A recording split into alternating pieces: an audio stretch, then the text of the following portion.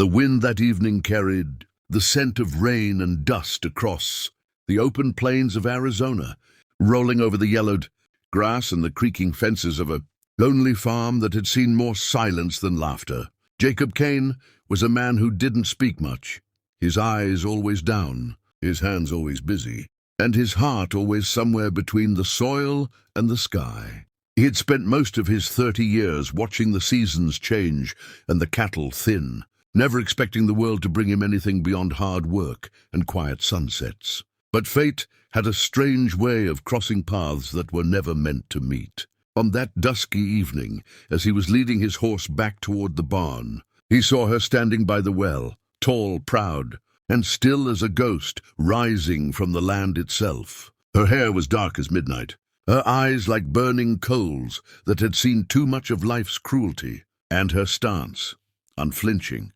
untamed, spoke of an Apache spirit that refused to bow to any man. She said nothing at first, only looked at him as though measuring his soul against the wind. Then, in a voice both trembling and strong, she spoke the words that would shatter the stillness of his world. "I want a child from you." Jacob froze. The rope slipped from his hand, his breath catching as though the earth had stopped turning. He thought he'd misheard her, thought perhaps the loneliness of the desert had begun to play tricks on his weary mind. But her eyes, steady, unyielding, told him she meant every word. He had heard tales of Apache women before, fierce warriors, proud mothers, guardians of their people's dying traditions.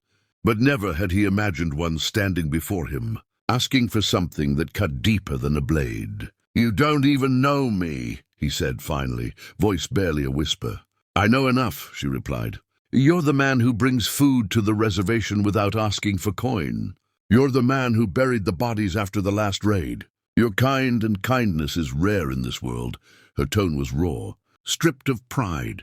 "I need a child born not from hate or revenge, but from gentleness, from something that still believes in good."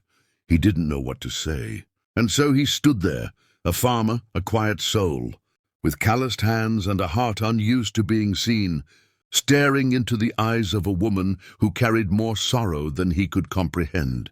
She told him her name was Ayanna. Her village had been burned by cavalrymen 3 winters ago. Her husband killed, her child unborn. She had wandered since, carrying grief like a stone in her chest. "The world took everything from me," she said, her voice breaking for the first time. "But it will not take my right to give life." Again, Jacob felt something inside him stir, not desire, not pity, but a strange tenderness, like the first green shoot pushing through dry earth. He wanted to turn away, to tell her no, to retreat into the safety of solitude he had built for himself. But when she looked at him, really looked at him, he saw in her the same ache he'd carried all his life. The hunger for something pure in a world that had long forgotten purity. That night rain finally came, soft and steady. Ayanna slept in the barn, wrapped in an old wool blanket, while Jacob sat by the window, unable to rest. He watched the rain fall and thought of the way her voice had cracked when she spoke of loss, the way she stood unafraid beneath thunder. Something about her presence made the old house feel alive again, as if the ghosts that had lingered in the corners finally had reason to leave.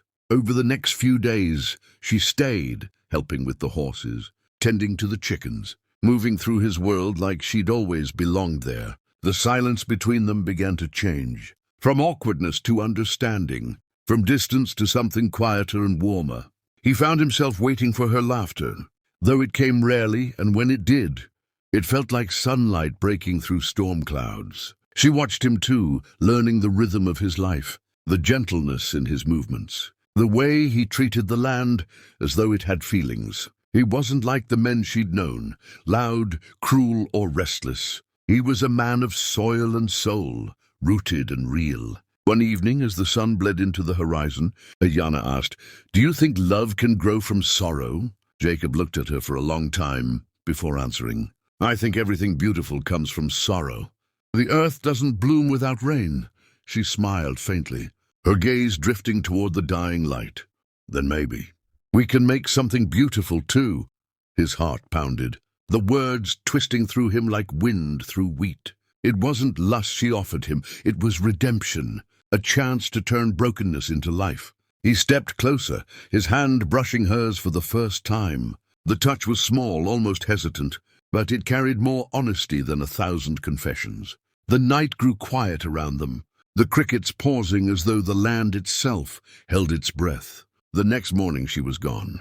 No trace of her except the faint scent of rain in the air and the memory of her voice echoing through the empty farmhouse. Days turned into weeks, and though Jacob returned to his work, something inside him remained unsettled, as if part of him had gone with her into the wilderness. Then one dawn, as the mist curled low across the fields, he saw her again, standing by the gate with tears glimmering in her eyes. "I had to find peace first," she said softly. "I had to know if I was asking out of grief or out of hope. Now I know. It's hope." And in that quiet morning light, something shifted between them, something deeper than words, older than pain. The world outside still burned and broke and bled, but on that small patch of earth, two wounded souls began to believe in tomorrow again.